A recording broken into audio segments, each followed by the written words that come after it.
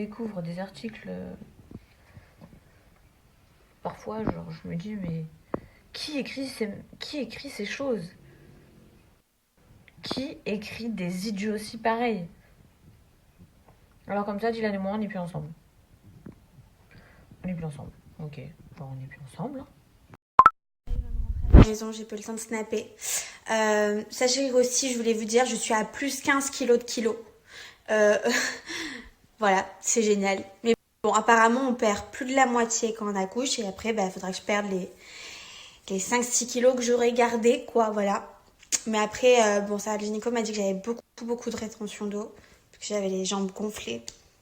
Donc je me dis qu'à tout moment, quand j'accouche, c'est comme une bouée qui explose, quoi. Genre, quand on la perce, j'espère que ça va être comme ça. Bon, en plus de ça, je trouve pas que je mange énormément. Genre, vous me connaissez, moi, pour me rendre heureuse, il faut que je commande la carte à chaque fois du resto.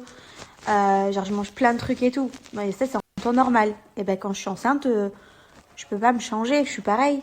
Mais juste, je trouve que je mange pas beaucoup. Genre, je vais bien manger pendant les repas, mais après, je grignote pas toutes les heures et tout, hein.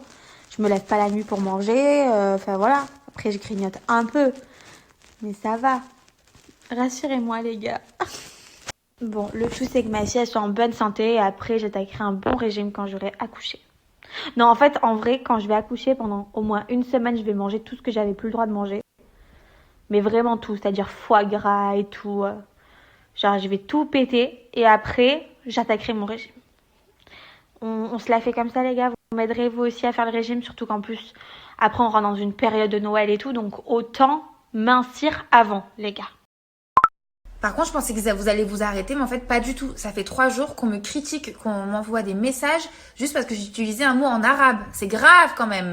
Tout ça parce que sur ma dernière photo, j'ai utilisé un mot en arabe, zbeul, ce qui veut dire poubelle apparemment, et que moi j'ai traduit en tant que bordel. D'ailleurs, je tape sur Google, et ça veut dire bordel. Mais bon, je veux dire, encore aujourd'hui, on m'insulte, vous vous calmez, vous vous détendez, il n'y a rien de fou. Est-ce que vous imaginez, moi, si à chaque fois qu'un étranger parle un mot français et qu'il se trompe, je l'assassine, je lui envoie un message d'insulte? Je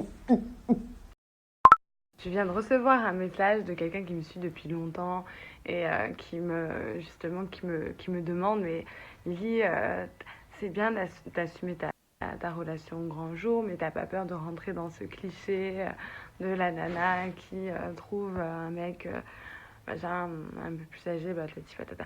Ça, c'est vos ancrages. Donc, c'est difficile, en fait, de sortir de ces ancrages. Les ancrages, c'est bien souvent, c'est l'éthique, la morale. Encore, c'est deux choses bien distinctes, mais l'éthique et la morale. Mais ça se rejoint sur le fait que c'est quelque chose euh, qu'on vous a répété sans cesse, que ça, c'était pas bien, que ça rentre pas dans les mœurs, tout simplement. Mais ce qu'il faut faire, c'est arrêter d'alimenter ça, arrêter d'alimenter les clichés et puis voilà, c'est aussi simple que ça. C'est que je veux dire, personne n'est condamné à vivre sa vie seul ou vivre sa vie avec quelqu'un de son âge parce qu'il a quelques années de plus, il ne peut pas rencontrer quelqu'un qui a quelques années de moins. On peut être complémentaires. Je veux dire, au bout d'un moment, moi, je ne suis pas condamnée non plus parce que je suis née en 95 à faire ma vie avec quelqu'un de 96 ou de 94.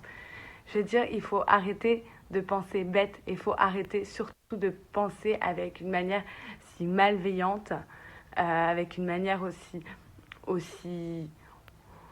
aussi vicieuse que de penser à l'argent tout de suite, revenir systématiquement à la cause, l'argent, cette causalité.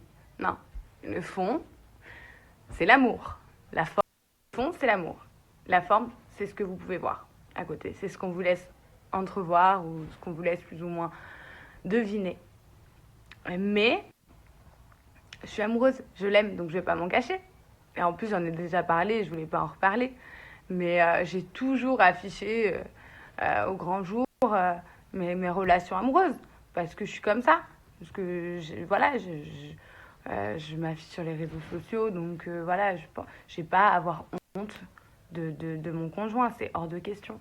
Et puis quand bien même je ne l'aurais pas montré, je sais que j'aurais reçu des messages en disant, et j'en ai déjà reçu, ouais, tu caches ton mec parce que justement il a tel âge ou machin et tout. En fait, vous n'êtes jamais content. C'est un cercle vicieux que d'essayer de vous convaincre. Donc j'essaie de convaincre personne, mais plutôt de vous persuader. Si vous m'aimez bien, vous me gardez. Si vous ne m'aimez pas, je vous en prie. Ça a du mal à rentrer. Mais peu importe, en fait, peu importe sa situation, déjà, elle regarde personne. Et puis, surtout, son âge ne regarde aussi personne.